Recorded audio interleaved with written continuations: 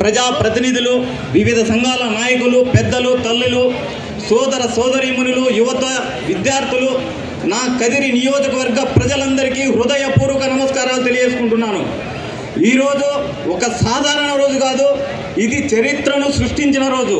ఇది తెలుగు జాతి ఆత్మ గౌరవ దినోత్సవం. ఇది రాయలసీమ గర్వించే రోజు.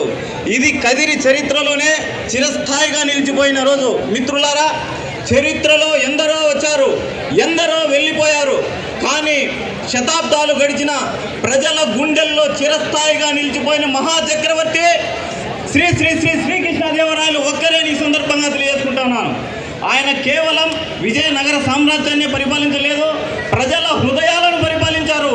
ఆయన కేవలం సింహాసనం పైన కూర్చోలేదు, ప్రజల మనసుల్లో శాశ్వత స్థానం సంపాదించారు.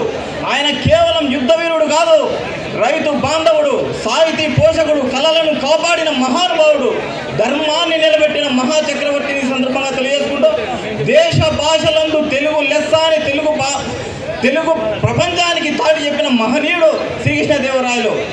ఈరోజు మనం తాగే నీరు, మనం రైతు సాగు చేసే పొలాలు, రాయలసీమలోని ఎన్నో చెరువులు ఆయన దూరదృష్టికి నిదర్శనాలు. 500 సంవత్సరాల క్రితమే నీరు ఉంటేనే రైతు బ్రతుకుతాడు, రైతు బ్రతికితే వ్యవసాయం సుభిక్షంగా ఉంటుందని గ్రహించి వేలాది చెరువులు, కాలువలు, ఆనకట్టలు నిర్మించిన మహానాయకుడు శ్రీకృష్ణదేవరాయలు గారు. ఈరోజు రాయలసీమలో వర్షాలు పడితే నిండే అనేక చెరువులు ఆయన పాలనకు, గొప్పతనానికి మనకు గుర్తు చేస్తున్నాయి. ఆయన నిర్మించిన దేవాలయాలు, గోపురాలు, శిల్పకళా సంపద ఈరోజు ప్రపంచాన్ని ఆశ్చర్యపరుస్తున్నారు. ఓకే సార్, ఒక్క నిమిషం. అలాంటి మహాచక్రవర్తి శ్రీకృష్ణదేవరాయల వారి కాంస్య విగ్రహాన్ని శ్రీమద్ ఖాద్రి లక్ష్మీ నరసింహస్వామి వారు వెలిసిన ఈ పుణ్యభూమిపై, కదిరి గడ్డపై ప్రతిష్ఠించడం మనందరికీ మహాభాగ్యం, గర్వకారణం. ఈరోజు చరిత్రలో చిరస్థాయిగా నిలిచిపోయే అపూర్వ ఘట్టం. ఎందుకంటే శ్రీకృష్ణదేవరాయల వారికి ఈ పుణ్యక్షేత్రంలో ఉన్న అనుబంధం ఈనాటిది కాదు, 500 సంవత్సరాల చరిత్ర కలిగినది.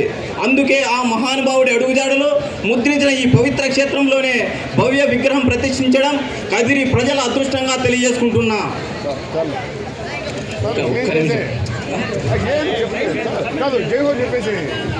జై హో శ్రీకృష్ణదేవరాయ, జై హో.